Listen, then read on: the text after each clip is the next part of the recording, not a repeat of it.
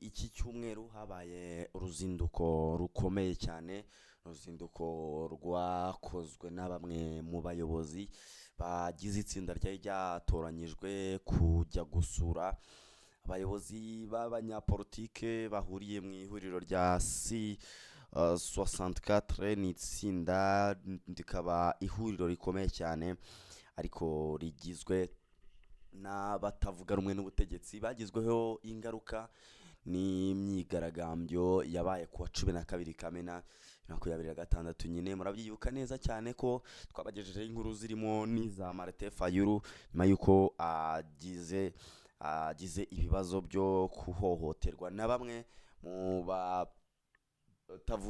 bamwe mu bari baje mu myigaragambyo nyine yabaye nyine kuri uriya wa 12. Rero uyu munsi tugiye rero kugaruka ku gikorwa gikomeye nyine cyabaye nyine ku munsi w'ejo ku cyumweru, aho umwe mu bayobozi bagaragaje umutima w'impuhwe ndetse n'umwagira ruzinduko mu banyapolitike bari ari huriro bagizwe y'izo ngaruka. Rero n'uruzinduko rugamije iki? Ni ikibazo wakwibaza, ni iki cyabaye mbere y'uko ruba, kandi se bisobanuye iki ku hazaza ha politike ya Repubulika Iharanira Demokarasi ya Kongo? Reka twinjire muri iki kiganiro, cyo ngusaba ni kimwe, kanda subscribe, like, share ndetse na comment niba utarayikanda, ubundi nkuvire muzingo nkubwire byinshi bikubiye muri uru ruzinduko. Mbere yo gusobanukirwa uru ruzinduko rero ho gato tubanze tumve neza cyane ibyabaye kuwa 12 Kamena. Habaye imyigaragambyo ikomeye muri Repubulika Iharanira Demokarasi ya Kongo. Imyigaragambyo yaranzwe n'ihohoterwa rikabije ndetse n'ibikorwa by'ubugizi bwa nabi. Abantu benshi bari baje muri iyo myigaragambyo bagaragaje yuko habaye gukoresha ingufu zikabije, bakabaho bamwe mu bakomerekejwe ndetse bamwe bakanahura n'ibikorwa biteye ubwoba byabakorewe. Mu bagizweho ingaruka rero harimo n'abayobozi bakomeye ba politike bo mu ihuriro rya C64. Ibi ngibi byateje impungenge zikomeye ku mutekano n'ubwisanzure bwa politike muri icyo gihugu.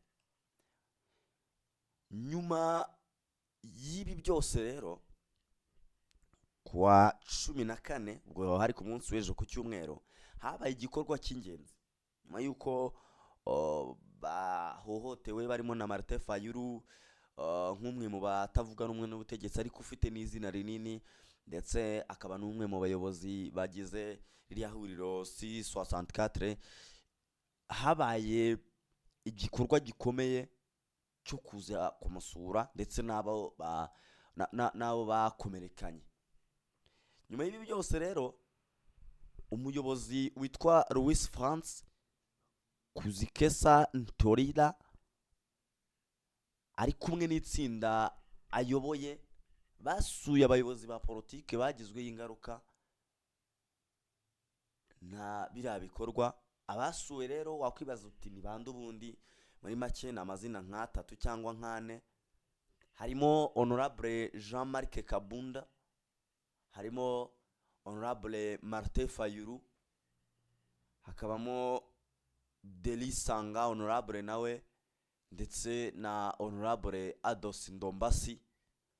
Nkuko muri kugenda mubibona kuri iyi video rero, intego y'uru ruzinduko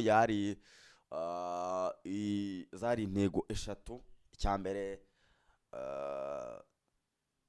kwari ukugaragaza impuhwe, kugaragaza ko bifatanyije nabo. Icya kabiri cyari uguhumuriza bariya bayobozi batandukanye. Ikindi kwari ukwerekana ko mu bihu bikomeye abayobozi bashobora gushyira hamwe, ubundi bakirengagiza kuba bo basa naho baba batari ku ruhande rumwe bijyanye n'ibitekerezo. Icyo rero umuntu yavuga ni gikorwa gifite agaciro gakomeye mu muco wa politike ndetse no mu bantu batandukanye. Icyo rero umuntu yakwibaza, iki gikorwa ubundi gisobanuye iki ku mubano wa bayobozi batandukanye hariya muri Repubulika Iharanira Demokarasi ya Kongo, malgré yuko batavuga rumwe, malgré yuko batabyumva kimwe rimwe na rimwe. Bisobanuye iki kuba bafata umwanya bakajya kubasura nyuma yuko bahuye n'ibibazo byo guhohoterwa? Uru ruzinduko rero umuntu yavuga ko rufite ubutumwa bukomeye cyane. Icya mbere nuko ari ubutumwa busobanura ubumwe hagati y'aba bayobozi b'abanyapolitike batandukanye nubwo batavuga rumwe batavuga rumwe ariko ni abakongomani bose bahuriye kuri ubwo ubwo bumuntu. Nubwo rero hari itandukaniro rya politiki, hari bimwe bisaba ko abantu bashyira hamwe nk'abanyekongo. Icya kabiri ni uko guha agaciro ubuzima bwa muntu, cyo abayobozi bagaragarizaga nyine ku munsi w'ejo, bitanga icyizere no ku baturage. Icya gatatu ni uko ari ubutumwa bwa politiki, bisobanura ko nyine ari ikimenyetso cy'uko hakenewe ibiganiro n'ubwiyunge hagati y'impande zitandukanye. Icya kane rero umuntu yatekereza se ibitekerezo n'impamvu zitandukanye kuri iki gikorwa cyabaye. Ubundi byo byaba ibihe, nubwo ari uruzinduko rwakiriwe neza na benshi, hari n'abarufata mu buryo butandukanye. Urumva ntago abantu bose twumva kimwe ibintu. Baravuga bati cyari igikorwa cyiza ariko cy'ubumuntu, kandi cyerekana ko hari icyizere cy'ubwiyunge. Ngo nawe bibona neza mu ruhande ruri positif, ariko ababibona mu buryo buri negative bavuga bati birashoboka ko ari inyungu za politiki, bakaba barabikoresheje nko kugira ngo bereke abanyekongo yuko ari abantu beza, kandi byaranavuzwe yuko bagiye bagira n'uruhare mu byabaye. Kongera bakavuga bati cyangwa byakozwe ari uburyo bwo kwiyegereza abaturage. N'ibyo ngibyo navugaga n'ubundi. Ibi rero bisanzwe muri politiki ari aho buri gikorwa gishobora gusobanura mu buryo bwinshi, nyine biterwa n'icyo umuntu yabikoze agamije. Ariko icyo umuntu yavuga ni kimwe, ni uko ibi ngibi nabyo bizagira ingaruka ku hazaza, yaba Repubulika Iharanira Demokarasi ya Kongo. N'ubundi icyo umuntu yavuga ni uko bishobora guteza imbere ibiganiro bya politiki, cyane ko twabonye ko bari kwigaragambya bitewe n'uko batari kubyumva kimwe namwe mu bayobozi bari ku butegetsi. Ikindi ni uko bishobora kongera ubumwe hagati y'abayobozi. Icya gatatu bikaba bishobora no gutera impaka nshya mu gihugu ku batabyumvaga kimwe n'abayobozi.